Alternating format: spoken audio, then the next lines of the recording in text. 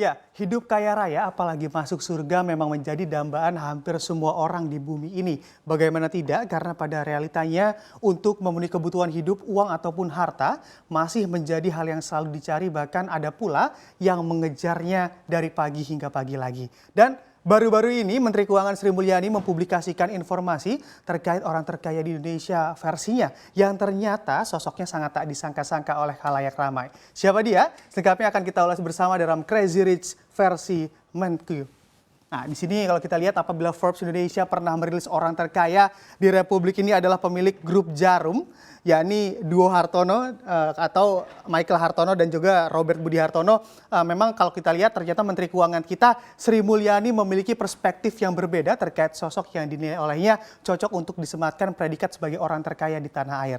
Dan ternyata sosok tersebut ataupun sosok yang disebut-sebut orang terkaya di Indonesia versi Sri Mulyani adalah Isa Rahmatarwata, di mana memang sebagai informasi untuk Anda, Isa ini adalah Direktur Jenderal Kekayaan Negara atau DJKN, yang mana DJKN memiliki tugas sebagai pengelola aset yang dimiliki oleh negara. Maka menjadi wajar pula Isa disematkan sebagai sosok yang paling kaya oleh Menkyu karena memang menopang tanggung jawab yang besar, yakni bukan hanya mengelola aset pribadinya saja, tapi melakukan pengelolaan terhadap aset negara. Dan hal itu pun disampaikan oleh Sri Mulyani saat melakukan acara orientasi calon ASN Kementerian Keuangan tahun 2021 yang dilaksanakan secara virtual. Dan berbicara terkait ASN ataupun aparatur sipil negara, Sri Mulyani juga menyampaikan bahwa terdapat 83 CPNS dari total 1.521 orang akan bekerja di Direktorat Jenderal Kekayaan Negara atau DJKN atau di bawah kepemimpinan Isa Rahmatarwata ini sebagai Direktur Jenderal Kekayaan Negara. Dan sebagai informasi untuk Anda,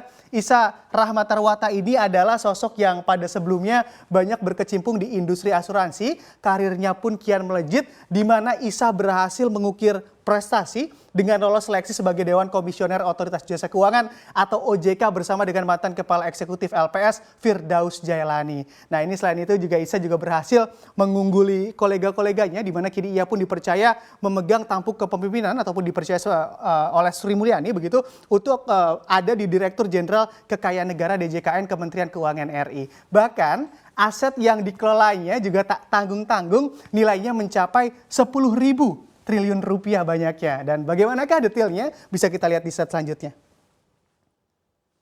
Nah, di sini memang mengutip laporan keuangan pemerintah pusat ataupun LKPP pada tahun 2019, total aset pemerintah pusat per 31 Desember 2019 berjumlah 10.467 ribu triliun rupiah. Nah, ini memang jumlah kekayaan tersebut terdiri dari aset lancar begitu yang terdiri dari 491,86 triliun rupiah, lalu juga ada investasi jangka panjang 3.001,2 triliun rupiah dan juga aset tetap sebanyak 5.949 triliun rupiah, lalu juga ada piutang jangka panjang 56,88 triliun rupiah serta aset lainnya sebesar 967,98 triliun rupiah yang dikelola Isa sebagai Direktur Jenderal Kekayaan Negara ataupun DJKN. Dan apabila dibandingkan dengan harta milik Duo Hartono ataupun Michael Hartono dan juga Budi Hartono, di sini memang per Desember 2019 kekayaan pemilik grup Jarum ini memang ditaksir mencapai 37,3 miliar dolar Amerika Serikat atau setara dengan 524,4 triliun rupiah. Jadi banyakan mana nih? Pastinya juga banyakan Pak Isa begitu ya daripada Duo Hartono ini. Dan juga bedanya Duo Hartono adalah aset pribadi, tapi Isa ini adalah ataupun Pak Isa ini adalah aset negara yang dikelola. Lalu seperti apa sih data terkait aset dan kewajiban pemerintah pusat dari tahun ke tahun? Bisa kita lihat di slide selanjutnya. Nah, di sini apabila melihat data yang dipublikasikan oleh LKPP, memang terlihat grafiknya begitu, memang mengalami peningkatan, di mana bisa kita lihat di sini dari tahun 2004 hingga tahun 2019 selalu menaik begitu ya, hingga di tahun 2019 berada di angka 10.000 triliun rupiah banyaknya. Nah, di sini memang sebagai informasi pula untuk Anda, memang pemerintah Indonesia memang baru mulai melakukan pembukuan aset milik negara pada awal dekade 2000-an begitu ataupun di 2004, dan pada waktu itu pembukuan aset negara adalah amanat Undang-Undang Nomor 17 Tahun 2003 tentang Keuangan Negara, dan maka dari itu pula dalam LKPP 2004 saat pemerintah untuk kali pertama melakukan pembukuan total aset yang dimiliki hanya berada di angka 851,88 triliun rupiah saja, sementara total kewajiban untuk melunasi ataupun kewajiban pemerintah pusat begitu kalau kita lihat juga lebih kecil begitu dari aset yang memang dimiliki dari negara ini. Dan juga memang